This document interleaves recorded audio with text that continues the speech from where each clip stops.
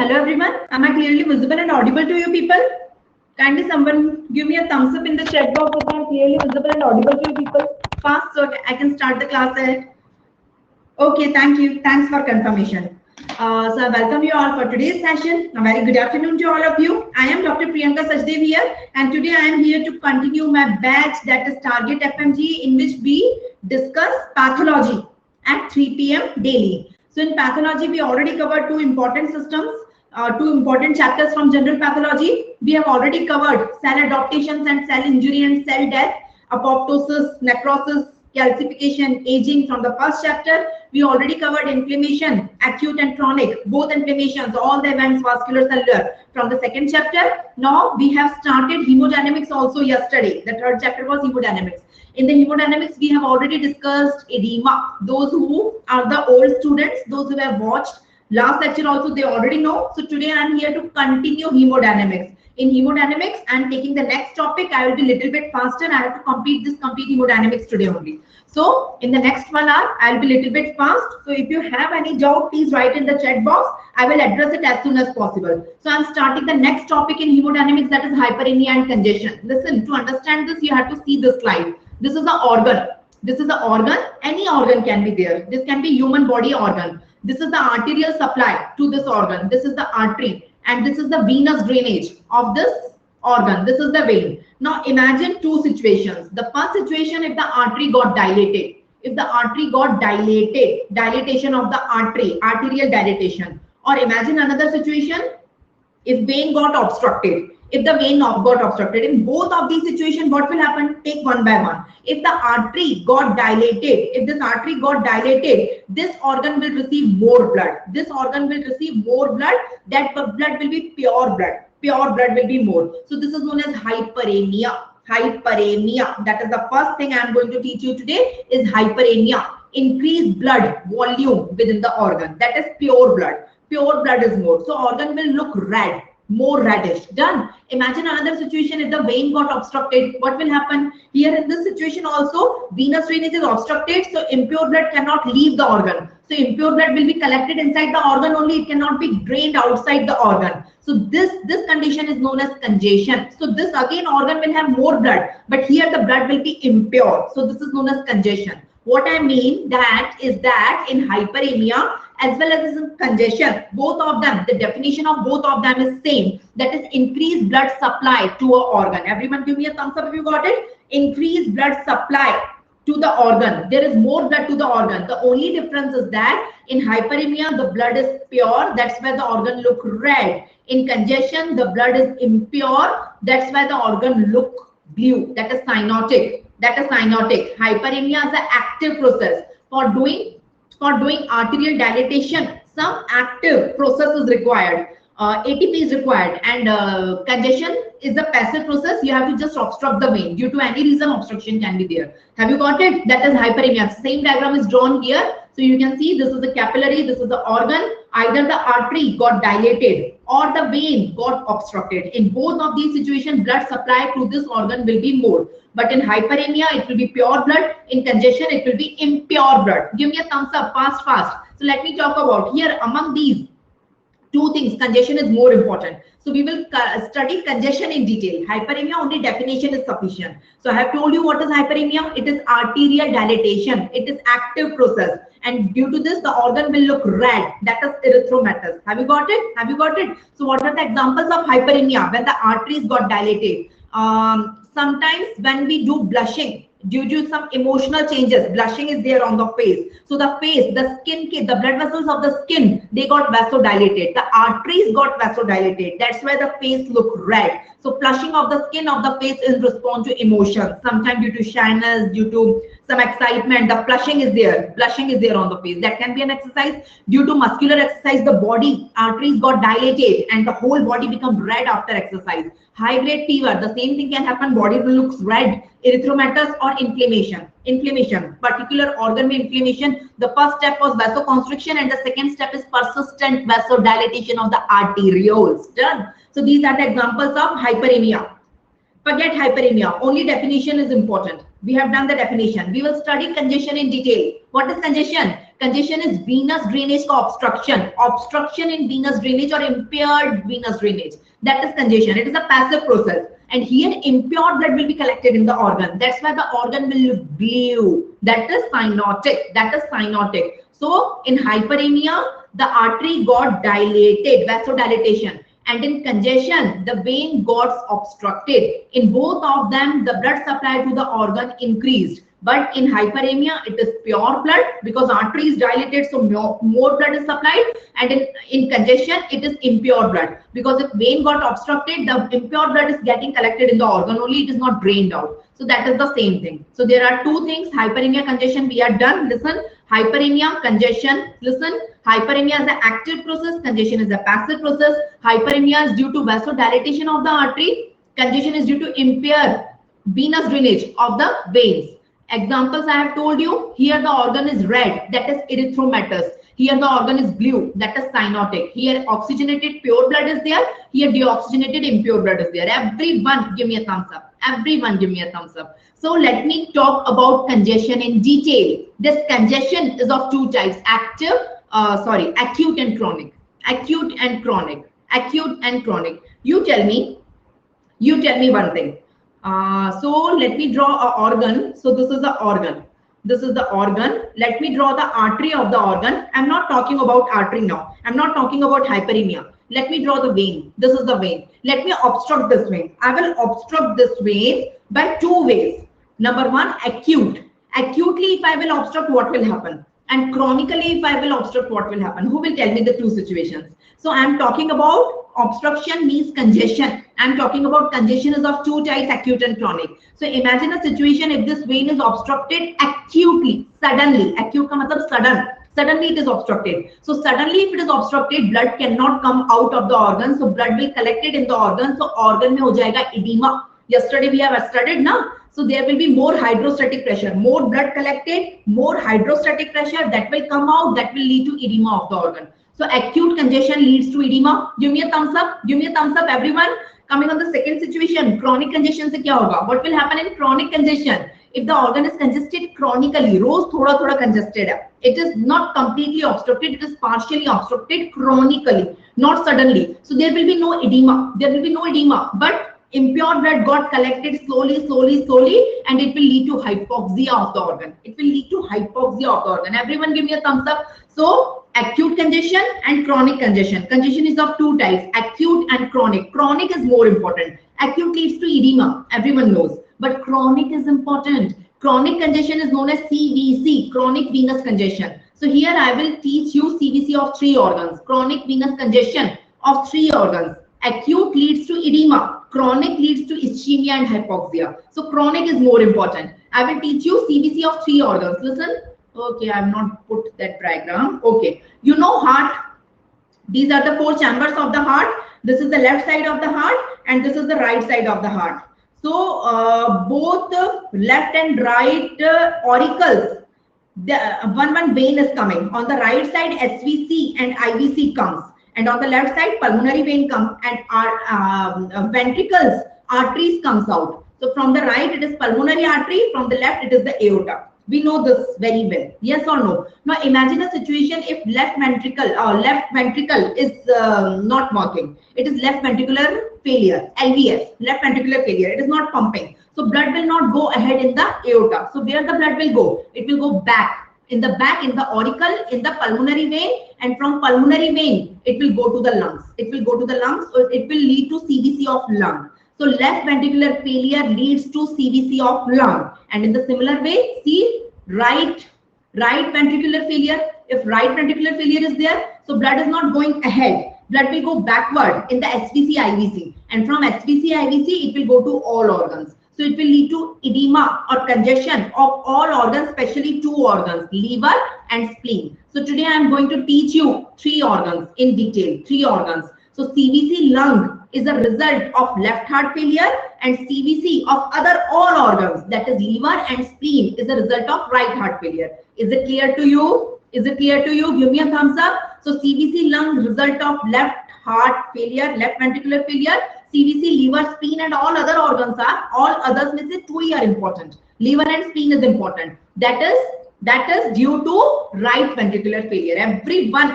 Everyone, give me a thumbs up. Everyone, give me a thumbs up. Done. Everyone, give me a thumbs up. So Mackie is asking, is hyperemia also acute and chronic? No, Mackie. Hyperemia mostly it is always acute, not chronic. So if hyperemia is there, there is sudden dilatation of the artery. So it is only acute. It is never chronic. And condition is acute as well as chronic, and chronic is more important. Done. So should I proceed with the 3 CVC? So I suggest you to make a comparative table between the 3 CVC. CVC lung, CVC liver. In the sequence only I will teach you, and CVC spleen. Please take a paper, pen, and make this comparative table, the gross of all of them and the microscopy of all of them. In microscopy, make the diagram, make a diagram of all of them. Very, very important. I will give you one word. I will give you one word. Done. So let me start with CVC lung first. The first is CVC lung. Gross microscopy, gross microscopy, gross microscopy of each of them. Let me start with the first CVC lung. What is the gross? What is the gross? The gross, the lungs will become brown in duration of the lung. The lungs will look more brown because it is filled with the edema, you can say, because of the backflow of the blood. It is filled with the more blood. It is filled with more blood here. So that is CVC lung. It is seen in left heart failure. See, microscopy is more important. So when, you know, heart.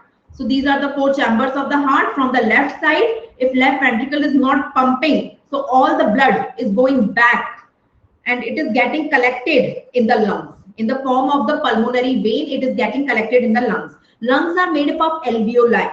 These are the alveoli. Listen now. So when this pulmonary vein is filled with the blood is going backward in the pulmonary vein. So pulmonary vein is filled with more blood. That will give more blood to the pulmonary capillaries. So from that, fluid comes out. And first, let me draw a diagram for the lung. Just suppose this is the lung. This is the lung. These are the alveoli. Alveoli. Lung is made up of alveoli. This is all alveoli. And this is the pulmonary capillary. This is the pulmonary capillary. It contains more blood. It contains increased amount of blood because of the backflow from the left ventricle. Left ventricle is not pumping. Because of the backflow, here more blood is coming. So that more blood, more fluid will come out. The fluid that comes out first collected between the interstitial cells. Between. So this edema is known as interstitial edema. So the first stage in CVC lung, there are 2 stages. First stage is interstitial edema. That is edema, fluid gets collected between the interstitial. In this stage, patient will not have dyspnea because the alveoli are still empty and they contain air inside, and air exchange, gaseous exchange takes place. But later on, when pulmonary capillary contains too much of blood, so more fluid comes out, and that fluid will enter inside the alveolar spaces also, and the alveolar spaces will be filled with the fluid. This is known as alveolar edema. That is stage 2. Alveolar edema, and this leads to dyspnea. Now the patient will present with dyspnea. Have you got the 2 stages? What are the 2 stages?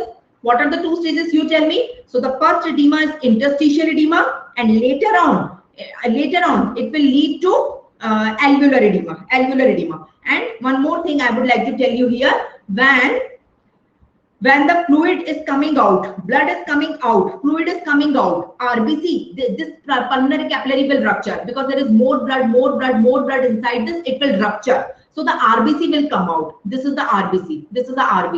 RBCs are there. These RBCs are engulfed by the macrophages present in the lung. So in the lung, macrophages are present. That will engulf the RBC. These cells are known as heart failure cells. Heart failure cells are the macrophages containing RBC, or RBC के अंदर hemoglobin is liberated, and hemoglobin will get converted into hemosiderin. So hemosiderin containing macrophages are known as heart failure cells. Give me a thumbs up. Everyone give me a thumbs up. Should I repeat it or have you got it? So what are heart failure cells? So because of left ventricular failure, the blood is not moving ahead, blood is moving backward. From left ventricle, it is going to left auricle. From left auricle to the pulmonary vein. From pulmonary vein to the pulmonary capillary. From pulmonary capillary, the capillary is ruptured. So RBCs will come out. Those RBCs will rupture. Hemoglobin will come out. Hemoglobin will get converted into hemosiderin. And that hemosiderin is engulfed by the macrophages. So the macrophages containing hemosiderin inside. This is hemosiderin. This cell, it is a macrophage. It contains hemosiderin inside. This is known as heart failure cell. Heart failure cell is seen in lung.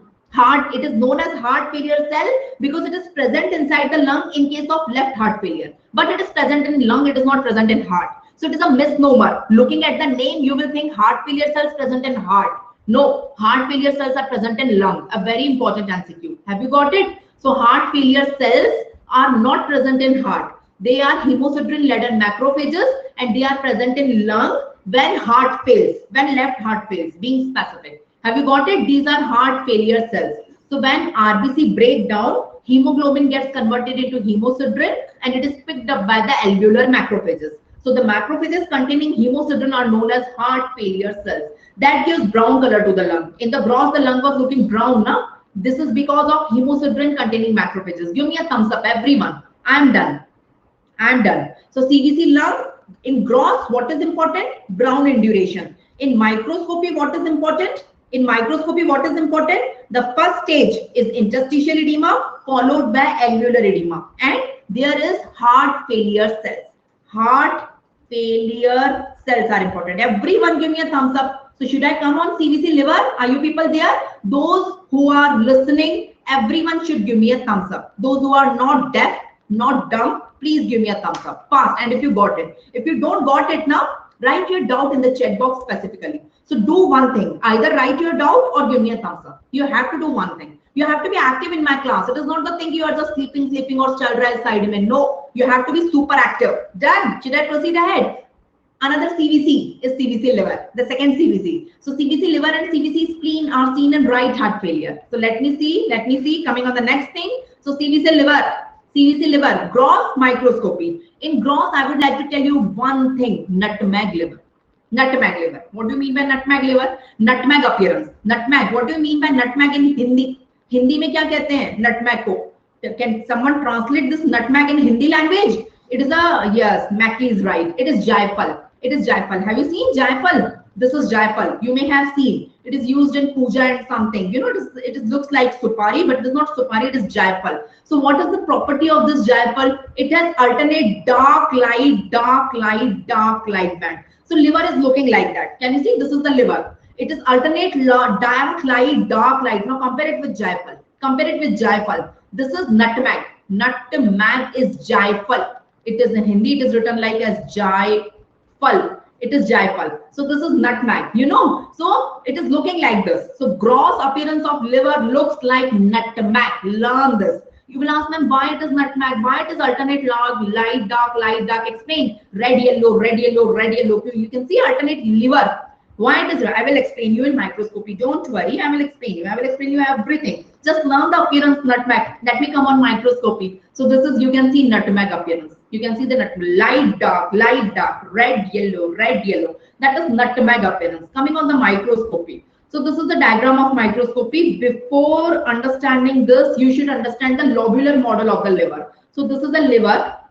If I cut it into slices and make a slide of it, how it will look? The liver is made up of hexagonal lobules. Can you see? This is the hexagonal lobule. The entire liver is made up of multiple hexagonal lobules like this. So this is the architecture of the liver. This is lobular model. The center of all lobules contain the vein. The name of the vein is hepatic vein or central vein. Hepatic vein or central vein, one and the same thing. So center contains always vein. Remember. And at the periphery, there is portal triad. I will draw only in one lobule. It is present in all. So portal triad. Portal triad contains three things. One is hepatic artery. I will draw one artery in all of them. Hepatic artery. Second is portal vein. I am not saying hepatic vein. Hepatic vein to center mein hai. Ye portal vein hai. The two supplies. Liver has a dual blood supply, na? Hepatic artery, portal vein from the GIT, and the third is bile duct. This is bile duct in all of them. So that is portal triad. So portal triads are present at the periphery. It is not only in this lobule, it is in all lobules. I don't have time to draw it in all. Done? Have you got it? This is the lobular model. Give me a thumbs up, everyone. This is known as lobular model. The center contains the vein and the periphery contains the portal triads. Portal triads contains three things. Hepatic artery. The red one is the hepatic artery. The blue one is the portal vein, and the green one is the bile duct. Can you see the three things? Hepatic artery, portal vein, and bile duct. That is known as portal triad. And center contains central vein. Give me a thumbs up. Give me a thumbs up. Now tell me one thing. You tell me one thing. You tell me. So if right heart failure is there, this is right heart.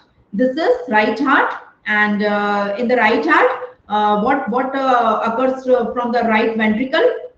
In the right auricle, it is SVC, IVC. SVC and IVC, which is carrying impure blood from all organs. These are the organs. From all organs, impure blood is carried by SVC, IVC, and it is put here in the right auricle. From right auricle, blood goes to right ventricle. From right ventricle arises pulmonary artery. Pulmonary artery carries this impure blood to the lungs. You know the whole scenario. If this, imagine a situation, if this right ventricle is not pumping, it is not pumping, what will happen? Blood will not go ahead, it will go behind. It will go behind. To kahan behind? Kahan jayega? It will go to right auricle. Right auricle se kahan jayega? It will go to SVC, IVC. SVC, IVC kahan jayega? It will go to the organ. Imagine the organ is liver. So it will go to the liver. It will get collected in the liver. So SVC, IVC ka blood will get collected in the liver. So which thing of the liver will get dilated? You tell me, which vessel will get dilated due to congestion of SVC, IVC? SVC, IVC means I will talk about IVC because it is the IVC in the liver, no? You tell me, which vessel? There are three options now. You have a central vein here, you have a hepatic artery, and you have a portal vein. Yes, Mackie is right. Sam is also right. It is the central vein which got dilated. Now, central vein is a vein because this vein is draining in SVC, IVC. Because SVC, IVC में कौन drain कर रहा है? Central vein. So there is more blood in SVC, IVC that will back flow से central vein में आएगा. So imagine a situation, all these central veins got dilated. Portal triad is not dilated. Imagine only central veins are dilated. Now let me cut a slice of it and draw histopathology of it. So let me cut this slice. I'm cutting it. One portal triad and one central vein. So can you see this diagram? See this diagram. Now you will see, ma'am, where is the central vein? This is the central vein. This is the central vein. This is the central vein. Where is the portal triad? Where is the portal triad? This is the portal triad. Can you see?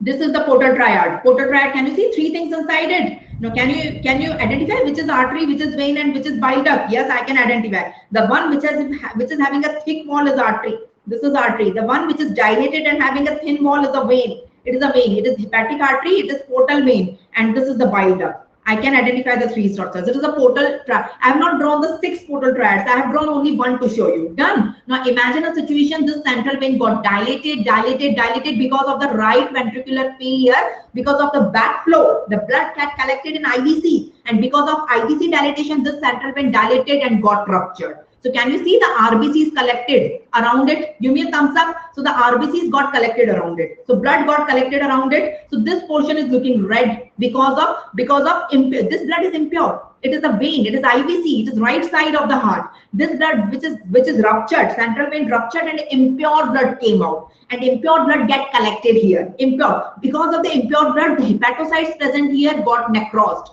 So it is necrosis. It is known as hemorrhagic necrosis of the hepatocyte, and this portion will look red.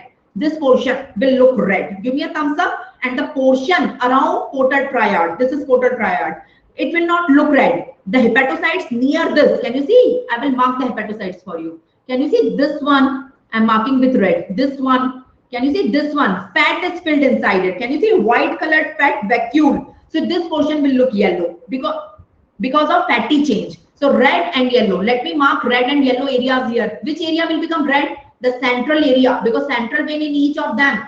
The central vein in each of them is ruptured. So this area is red, red, red, red, red. Which area will be yellow because of fatty change? The peripheral area, the area near the portal triad. This area is yellow, this area is yellow, this area is yellow, this area is yellow, this area is yellow. Tell me the reason for red.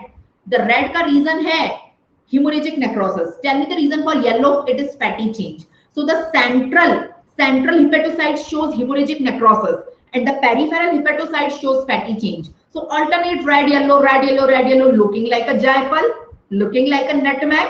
That's why nutmeg appearance. The nutmeg is in front of you. Give me a thumbs up. No one will explain you the concepts in such detail. Everyone give me a thumbs up. Everyone. I want thumbs up from each and every of you. Fatafat, I don't have time. Have you got it? So that is the microscopy. In microscopy, we will find two things. The centrilobular hepatocytes, which are present at the center, they are showing centrilobular hemorrhagic necrosis. That's why they look red. And the peripheral hepatocytes, which are present at the portal triad, due to hypoxia, they are showing fatty change and they look yellow. That's why alternate red, yellow, red, yellow, red, yellow, giving a nutmeg appearance. Give me a thumbs up. So that was about CVC liver. So I am done with CVC lung. I am done with CVC liver. I am coming on CVC spleen. So gross, micro. I will revise all three in the end. Don't worry. So gross, micro. Coming on CVC spleen. In the lung, we have learned heart failure cells. The most important cells are heart failure cells. In the liver, we have learned nutmeg liver. Let's see the spleen. Spleen में क्या होता है? Do you know how is normal spleen? Normally gross में कुछ खास नहीं है. The spleen will be gray, tan and congested. Gross में कुछ खास नहीं है. You know it is enlarged, reddish brown in color. Microscopy. Do you know the normal diagram of a spleen? This is normal spleen. What is normal spleen? In histology you have studied. Spleen has a capsule. This is the capsule of the spleen. Inside it has two pulps. What are the two pulps? Red pulp and white pulp. Pulp of the spleen. What do you mean by red pulp, white pulp? So white pulp are these. White pulps are the lymphoid follicles. Can you see the lymphoid follicles? These circular lymphoid follicles are known as white pulp. Everyone give me a thumbs up. This is known as white pulp. White is lymphoid. And between them, between the adjacent lymphoid follicles, sinusoids, capillaries are present. These capillaries are known as red pulp. Give me a thumbs up. So in spleen, we have two pulp. These are the sinusoids, capillaries. So you tell me, if right heart failure occurs, right ventricle is not pumping. I'm not drawing the heart again. You imagine, right ventricle is not pumping. So blood is not moving ahead. So it will go back. It will go to the right auricle. From right auricle, it will go to SVC, IVC. It will go to IVC. From IVC, it will come to the spleen. It will collect in all organs. So one of the organ is spleen. So in spleen, which pulp will be enlarged? Red or white due to right heart failure? Which pulp will be enlarged? Common sense, no? Common sense. You tell me. Which pulp? Apart from Yash? Yes, you are right, Yash. Anyone else? Which pulp is enlarged? Sam, why white? Sam is saying white pulp. Sam, I would like to ask you. Please answer. Don't hesitate. Please answer. Why white pulp? White pulp is white pulp is the follicles. These are the lymphocytes. Why they will enlarge? If the blood is coming back, so blood wala area will be enlarged. Now blood is present. Sinusoids or blood capillaries are present in red pulp. So red pulp will be enlarged, not white. Give me a thumbs up. Have you got it? And all others are right. It is the white pulp. So you can see this is the diagram of the spleen, which is showing CVC. CVC spleen ka diagram. Can you see? Can you see white pulp? White pulp is same. These follicles. It is same. It is same as that of normal only. It is same. It is white pulp. It is normal. But see the red pulp. See the red pulp. Red pulp are the sinusoids. Can you see this? This one is the red pulp. This one all. The adjacent sinusoids. Now imagine. Can you see? Inside it, the capillaries, all of them are dilated. I'm rubbing it. See. All of them are dilated. They are congested. Everyone give me a thumbs up. All the capillaries are dilated. All of them are congested. Some of them will rupture. Listen the story ahead. Some of them will rupture. So RBC will come out. RBC will convert into hemoglobin. The hemoglobin will come out and hemoglobin will get converted into hemosiderin and there is fibrosis. So this fibrosis along with this hemosiderin. Fibrosis along with the hemosiderin is known as gamma antibody, which is a hallmark of CVC spleen. So what is gamma antibody? It is fibrosis with the deposition of hemosiderin. Hemosiderin कहाँ से आया? RBC के rupture से. So RBC के rupture से hemoglobin आया. Hemoglobin got converted into hemosiderin, and that hemosiderin deposited over fibrosis, giving appearance of gamma antibodies. So that is the gamma antibodies. Have you got it? So hemorrhage along with fibrous tissue. It is along with hemosiderin pigment. That is gamma antibodies. Give me a thumbs up. Give me a thumbs up. Give me a thumbs up. Have you got it? Have you got it? So Yash is asking why there is edema in the lungs still it is a chronic. So edema is little bit, not that much ke acute mein hoga. Brown duration is more important in gross as compared to edema. Edema is not that way important, Yash. Done. So that is the summary. That is the summary. In CVC lung, there are heart failure cells. In CVC liver, it is nutmeg appearance. And in CVC spleen, it is the gamma antibodies. Everyone give me a thumbs up. So I taught you 3 things right now. I had taught you CVC lung, CVC liver, and CVC spleen. I taught you these three things. So I taught you gross of each of them. In gross of lung, it is the brown induration. You know the reason for brown induration? It is hemosiderin. It is the heart failure cells, which are hemosiderin containing macrophages, which gives this brown induration. In CVC liver, the most important thing is nutmeg liver, which is a gross finding, that is Jaipal wala appearance. Jaipal wala appearance. Yes, Manu, I am explaining all three, don't worry. And in CVC spleen, the term here is not very important, the spleen is congested. So that is the gross of each of them. Coming on microscopy of each of them. In CVC lung, what was the microscopy? What was the microscopy? There were two edemas because of the backflow, of the blood from the left. It is seen in left heart failure. These two are seen in right heart failure. This is also clear to you. In left heart failure, you tell me what is happening. In left heart failure, what is happening? In left heart failure, the blood is coming back to the lung. So first the fluid will deposit it in the interstitial space, and then it will deposit it into the alveolar space. So first interstitial edema, then alveolar edema, and then it will rupture, capillaries will rupture, RBC will come out, hemoglobin will come out, hemosiderin will come out, macrophage will eat the hemosiderin, and it will lead to formation of heart failure cells. Yes, Hema, heart failure cells are seen in the lung, not in heart. Done. Okay, nutmeg liver, there are two types of hepatocytes, central and peripheral. The central hepatocyte will be red in color because of hemorrhagic necrosis, and peripheral hepatocytes are yellow in color because of fatty change. You know the reason. And in CVC spleen, there are two pulps, red pulp and white pulp. The red pulp will be enlarged. The red pulp will be enlarged due to the CVC, and the capillaries will rupture, hemoglobin will come out, hemosiderin will be formed, that will be deposited over the fibrin, leading to the formation of gamma Gandy bodies. Yes or no? This table is ready with you for your last day revision. Say yes or no. If it is not ready, please make it. Please make it. मेरे साथ में ही बनाते जाया करो, बाद में extra time नहीं मिलेगा. मेरे साथ में speed में बनाते जाया करो चीजें. So that is the thing. So I'm done with all. I'm moving ahead. The three CVCs are done. The diagrams of all three CVCs are in front of you. This is CVC lung. Try to appreciate and see heart failure cells. These are the heart failure cells. Can you see? These are the heart failure cells. These are the macrophages containing hemosiderin. These are heart failure cells. See, this is heart failure cell. This is the CVC liver. You can see the central red area and peripheral yellow area. That is nutmeg appearance. And this is CVC spleen. You can see white pulp is same, but the red pulp is enlarged, and you can see gamma Gandy bodies. Give me a thumbs up. I really tried hard. So I would like to launch some polls here. This is the first poll in front of you.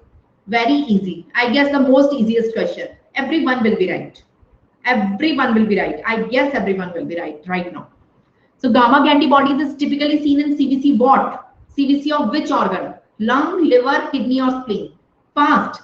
So yes, you all are right. The correct answer here is C. Gamma Gandy bodies are seen in CVC spleen. So Hema, Mackie and Sachi are first to answer here. Very good.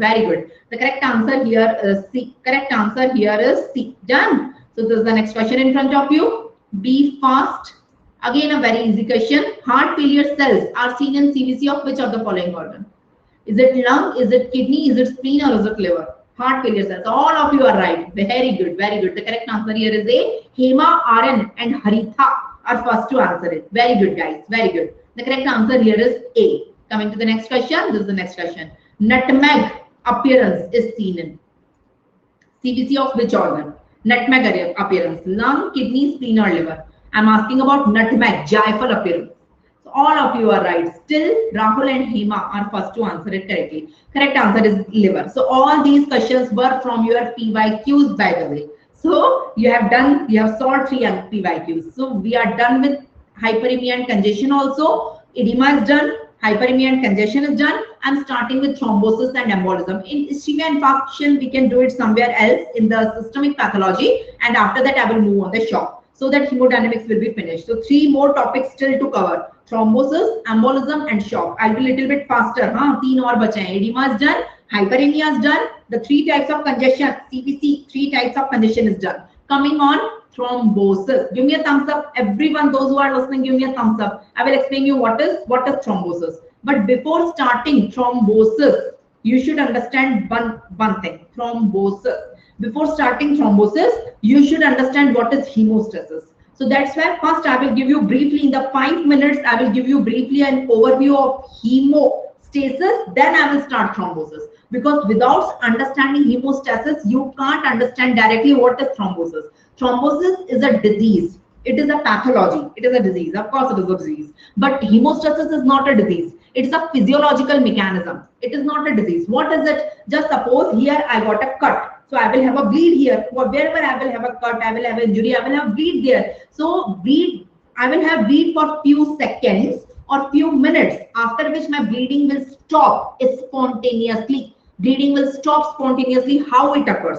How bleeding stops spontaneously? Because God has given a mechanism that is known as hemostasis. Hemo means blood and stasis means stop, ruk jana. So bleeding stops automatically by this mechanism. So how does it occur? So there are 4 steps. As soon as I am having a cut here, so there is a blood vessel. So you can see this is the blood vessel, this is the artery. This is the artery. You can see this is the lining of the artery. Let me draw it for you. And here is the cut. You can see the discontinuous integrity. You can see the endothelial lining. Try to see this endothelial lining. It is discontinuous here. So here it is discontinuous. Here is the site of injury. So as soon as I am having a cut there, the blood vessel there undergo vasoconstriction. So can you see vasoconstriction? Slight vasoconstriction there. So the first step is vasoconstriction. Give me a thumbs up. Give me a thumbs up. This is vasoconstriction, but this is again transient vasoconstriction. Like inflammation only, it is transient. The second step, primary clot formation. I would like to draw a diagram. These diagrams are not really very good. I will draw a good diagram for you. So this is the wall of a blood vessel, and you can see this is the site of the injury. I would like to draw the endothelial lining. This is the basement membrane. On basement membrane, this is the endothelial lining. You can see this is the site of the injury. This is the site of the injury, and blood contains 3 things: RBC, WBC, platelet. All of them are present there. Here platelets are most important. Just suppose these are the platelets. These blue color cells are the platelet. So the first thing here, as soon as I am having an injury here, so the first thing here will be vasoconstriction. So the blood vessel undergo vasoconstriction. The whole blood vessel will undergo vasoconstriction. Just give me a second. So after vasoconstriction, the second step is primary plug formation. So how does this primary plug is formed? Let me explain you how does this primary plug is formed. So whenever the site of injury, the platelets which are passing, they will come. This is the basement membrane. This is the basement membrane, or you can see this is the subendothelial tissue. Endothelium is disrupted. This is subendothelial tissue at the site of the injury. You can see this is the site of the injury. Done. So these platelets are coming and they will form a row. They will form a row at the site of the injury. At the site of injury, they are forming row. This is known as platelet adhesion.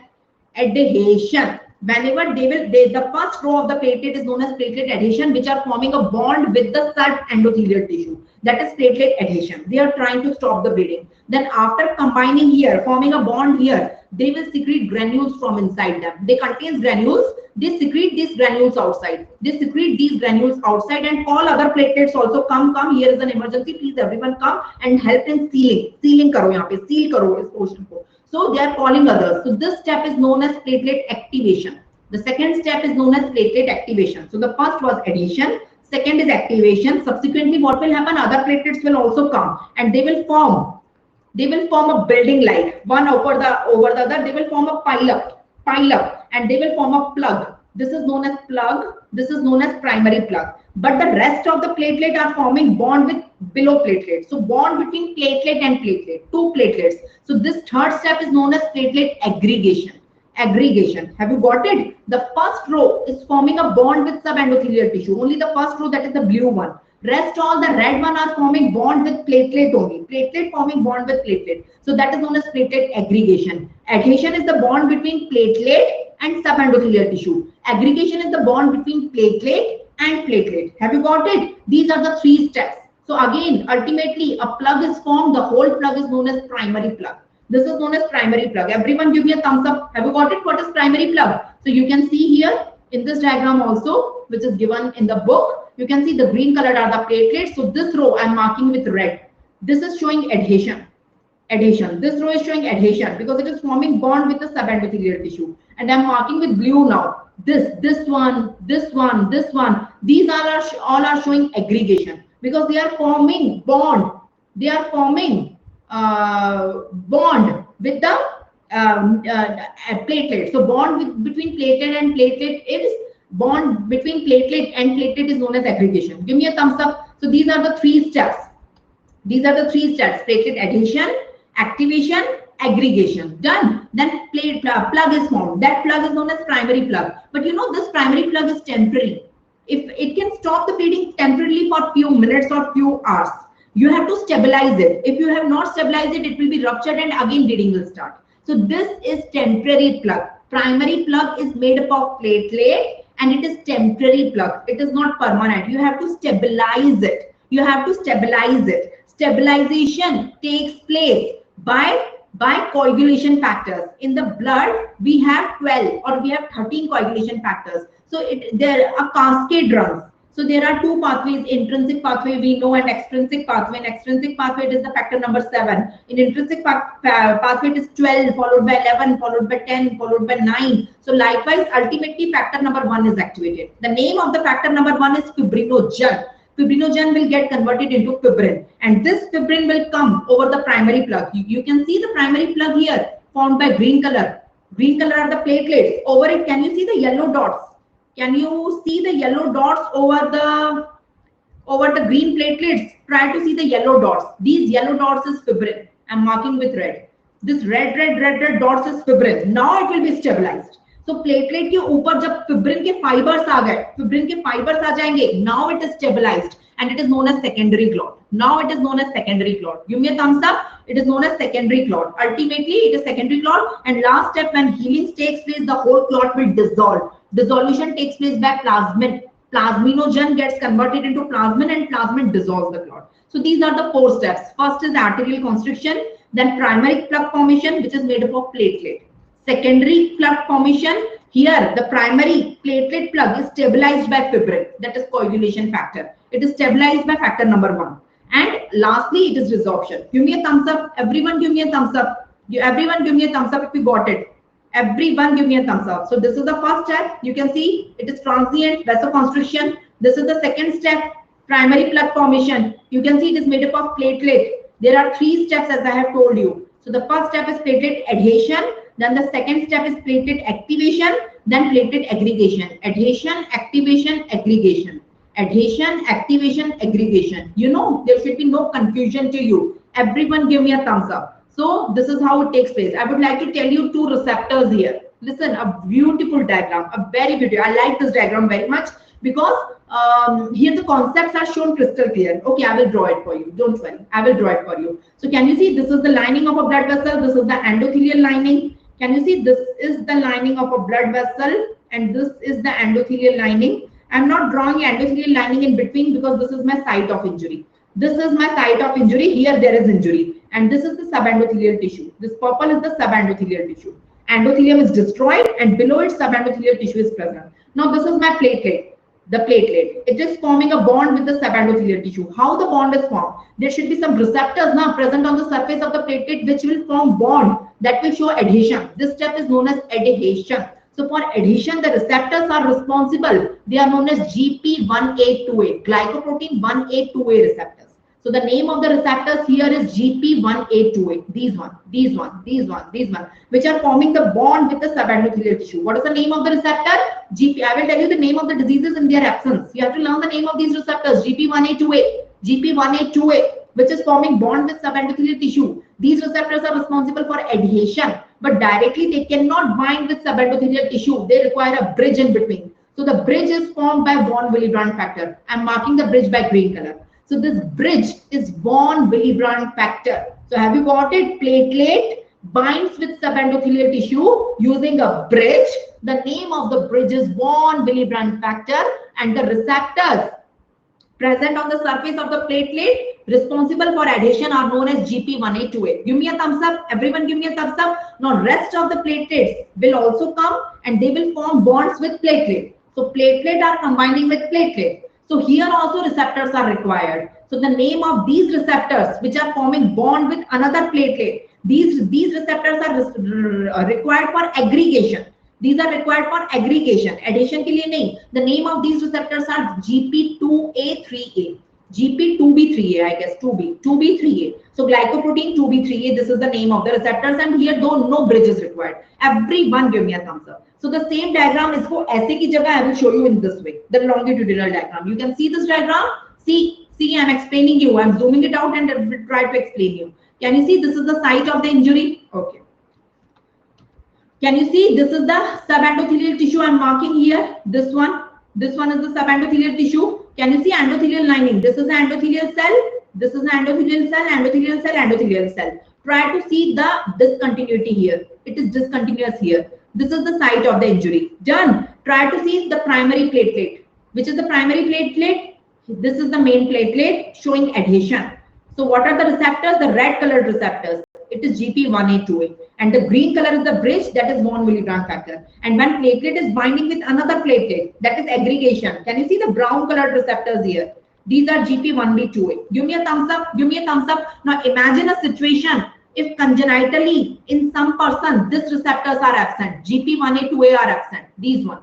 If GP1A2A are absent, so platelet do not show adhesion because the receptors are absent. Just suppose I am the patient, in me congenitally these receptors are absent. So if I am having a cut here, so the first step will take place, vasoconstriction. For second step, primary plug formation, the platelet should do the adhesion and adhesion will not be possible. So bleeding will continue for hours. Give me a thumbs up. This disease is known as, let me see the name of the disease. This disease is known as Bernard-Soulier. This disease is known as Bernard-Soulier syndrome, in which GP1A2A is absent. GP1A2A is absent. It is a defective adhesion defect, platelet adhesion defect, Bernard-Soulier. So these red receptors are absent. Can you see here?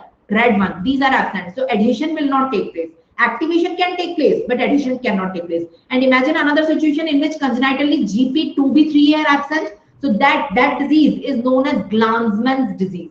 Glanzmann syndrome, Glanzmann's disease. So it is a defect of aggregation where 2B3A is absent. Give me a thumbs up. So I have taught you two, the same diagram from Robbins. You can see this is a primary platelet showing adhesion, and these two platelets are showing aggregation, this one and this one. So you can see the receptors in Bernard-Soulier, GP1A2A is absent, in Glanzmann, 2B3A is absent. So this is a defect in adhesion. This is a defect in aggregation. In both of them, the patient will present with excessive bleeding. Everyone give me a thumbs up. That was about primary homeostasis. Now this is temporary. If you want to stabilize it, you have to form the secondary. You have to show secondary hemostasis. You have to show secondary hemostasis. Secondary hemostasis क्या होता है? So you have to stabilize the primary clot. How you will stabilize? With the help of fibrin. Fibrin is factor number 1. Total we have how many factors? We have 13 factors. Imagine this is a blood vessel. This is the lining of the blood vessel. Here is the injury. On the site of the injury, this is the injury. This is the site of the injury. On the site of the injury, adhesion already take place. Adhesion के बाद activation already take place. And activation के बाद aggregation already take place. So primary plug is formed. This is primary plug. You can see multiple platelets. The first row is showing adhesion. Rest all the rows are showing aggregation. So primary plug is formed, but this is unstable. This is unstable. If you want to stabilize it in the blood, factor number 1 to factor number 13 are present, but all of them are inactive. Now they will start becoming activated. But what is the sequence of their activation? Who will be activated first? Who will be out of the 13? Who will be activated first? What will be the sequence of their activation? It depends whether you follow extrinsic pathway or intrinsic pathway. There are two pathways: extrinsic, intrinsic and extrinsic. If you talk about extrinsic, factor number 7 is the first factor which got activated. If you talk about intrinsic, factor number 12, then 11, then 9, then 10, then 2, then 1. Let me draw it. If you talk about intrinsic, if you talk about extrinsic, there are two pathways now. So in extrinsic, only factor 7 is there. In intrinsic, there is 12. It is 12, 11, 9 and 9. 12, 11 and 9. Let me see. It is 12, it is 11, it is 9 and in presence of 8. Yes, in presence of 8. This is. And both of them will lead to factor 10 activation. 10 will lead to 2. In presence of 5, it will lead to 2 activation and 2 will lead to 1. 1 is fibrinogen. Fibrinogen will get converted into fibrin and ultimately this fibrin will stabilize. It will come and stabilize over the It will get this fibrin will get deposited over the platelet and stabilize this clot so that primary clot will get stable and it will get converted into secondary clot. Give me a thumbs up. Give me a thumbs up. So ultimately a secondary clot is formed. You can see this is the secondary clot either by extrinsic pathway or intrinsic pathway, and one is common pathway. So this is intrinsic. Intrinsic में 12, 11, 9 and 8 आता है. Extrinsic में सिर्फ 7 आता है और common में 10, 5, 2, 1 ये चार common में आते हैं. So learn the number of factors. Extrinsic में कौन से आते हैं, intrinsic में कौन से आते हैं, common में कौन से आते हैं. You have to learn it. You have to learn it for MCQs. Done. So ultimately secondary clot is formed and ultimately in the end it will be resolved. When healing occurs, it will be resolved. That was about hemostasis. I don't want to teach you hemostasis. I would like to teach you what is thrombosis. What is thrombosis? I'm skipping the polls because the time is limited. I'm coming on my disease thrombosis. What is thrombosis? Who will tell me? Why I taught you hemostasis here? Why I taught you hemostasis before teaching you thrombosis? Listen. One thing, listen. Okay. So let me draw a blood vessel. This is the endothelial lining of the blood vessel. This is the endothelial lining of the blood vessel. Here endothelium is ruptured. You can see here is the rupture of the endothelium. And because of rupture of the endothelium, here is the injury. Because of injury, the platelets are coming, forming a primary clot, and then fibrin is coming and stabilizing it and forming a secondary clot. This phenomenon is known as hemostasis.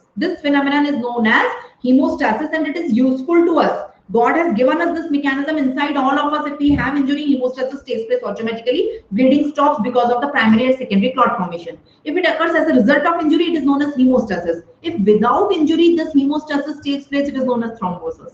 So have you got it? The step of thrombosis are same, but only difference is that it takes place without injury and it is not useful for human body. It is a disease. So imagine a blood vessel. This is the blood vessel. This is the endothelial lining of the blood vessel. You can see here. This is the endothelial lining of the blood vessel, and without injury, the platelets are coming, forming a pile here, and then fibrin is coming, stabilizing it. So this is occurring without injury. So this is the organ to which this blood is supplying blood to this organ. This is the organ. So because of formation of this plug here, the blood flow is obstructed.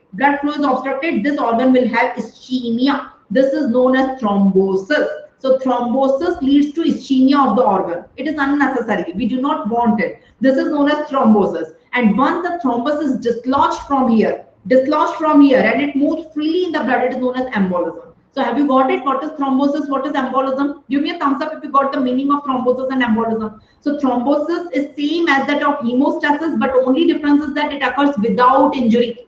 Give me a thumbs up. So that is thrombosis. So let me start thrombosis first, and when the thrombus is dislodged and it is moving freely in the blood, it is known as embolism. Have you got it? The meaning of the two. That's why before starting thrombosis, it is necessary to understand what is hemostasis. Everyone give me a thumbs up. Have you got it? Yes.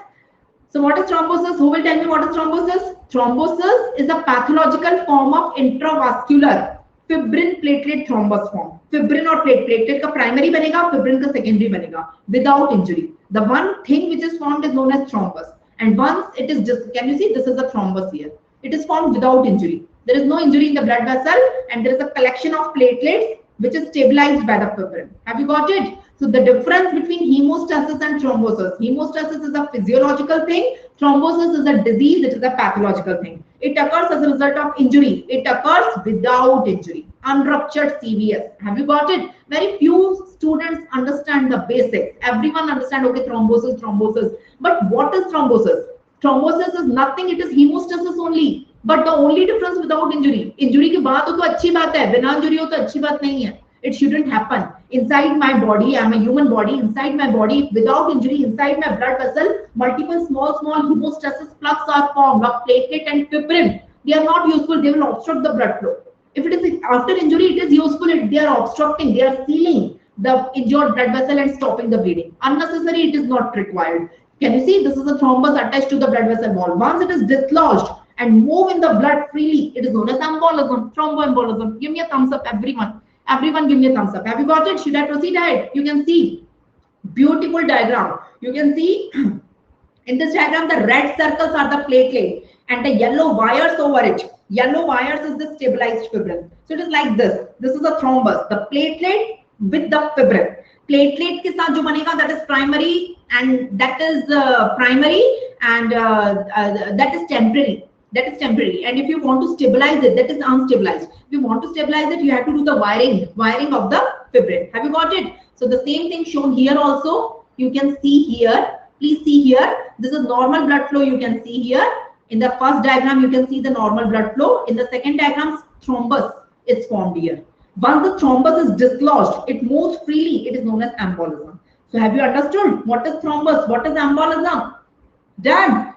Done. So what is the cause of thrombus? What is the pathogenesis? The most important question, why thrombus is formed without injury? Without injury, why it is formed? Why it is formed without injury? So there are three causes of it, which is known as Virchow triad. Virchow has given it. The three causes were explained by Virchow. That's why it is known as Virchow's triad. Virchow's triad. The three causes are explained by Virchow. So let me explain you the three causes one by one. So listen, this is a blood vessel. Let me explain you. This is a blood vessel. This is the endothelial lining of the blood vessel. This is the endothelial lining, and below it basement membrane is present. Normally, if a human have injury, the both will be injured. Both means endothelial lining and the basement membrane, so that the through and through penetration is there and blood will come out. Blood will come out. Then we require just let me use this eraser and let me tell you both things injured, that is endothelial cell also and basement membrane also. So here we require platelet to come and seal it. Otherwise bleeding will continue and blood will come out, excessive blood will come out. That is normal injury. Here what is happening, let me rub again and tell you here what is happening. Here your basement membrane is intact. Basement membrane is not injured, only endothelial lining is injured. That is one of the reason. Basement membrane is intact. Endothelium is injured. Endothelial cell is disrupted. One of the endothelial cell is injured because of some toxin present in the blood. Endothelium is injured. So because endothelium is injured, the whole process will take place. Bleeding नहीं हो रहा है, फिर भी यहाँ पे thrombus बनेगा. Hemostasis होगा. Now this is not known as hemostasis. It is known as thrombus because bleeding was not there. Endothelial injury was there, but bleeding was not there. So first cause is endothelial injury. Give me a thumbs up out of the Virchow triads. Number one is endothelial injury with intact basement membrane. Bleeding was not there. We do not require hemostasis. Still it is taking place. So we do not call it as hemostasis. We will call it as thrombosis. Number one. Give me a second cause. Second cause, blood always moves in the blood vessel. It always flows. Blood is never static. Inside your all blood vessels, blood is always flowing. Imagine a situation if stasis of blood occurs due to any condition. If stasis occurs, what will happen?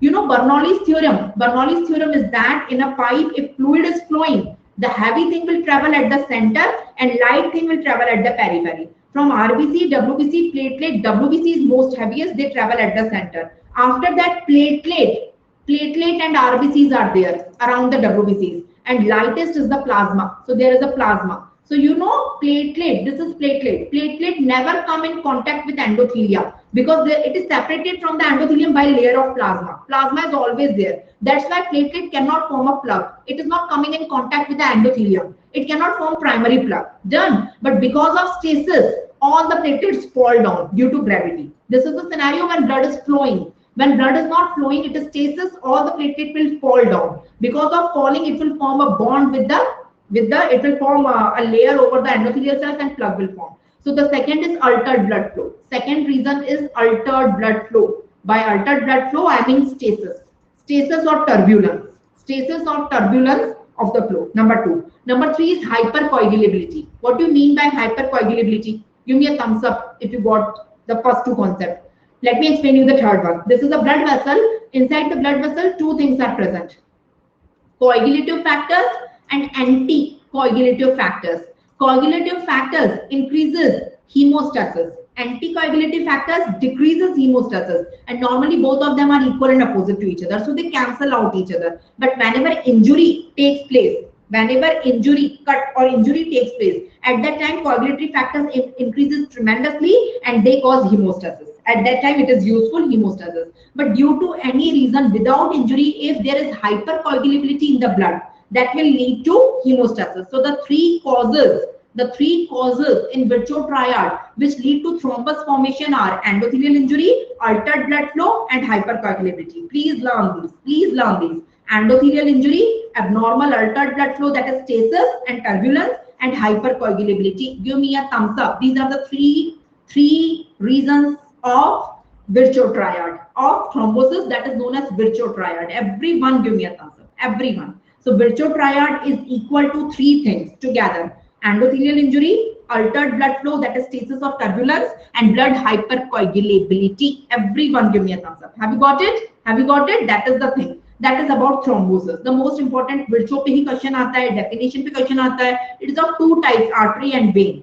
Okay, let me skip it, but the time is over. It is of two types. If the thrombus is formed inside the artery, it is known as arterial thrombosis. If it is formed inside the vein, it is known as venous thrombosis. I will give you a little bit more insight of the thrombosis and embolism. आज शुरू नहीं हो पाया, and shock along with it amyloidosis.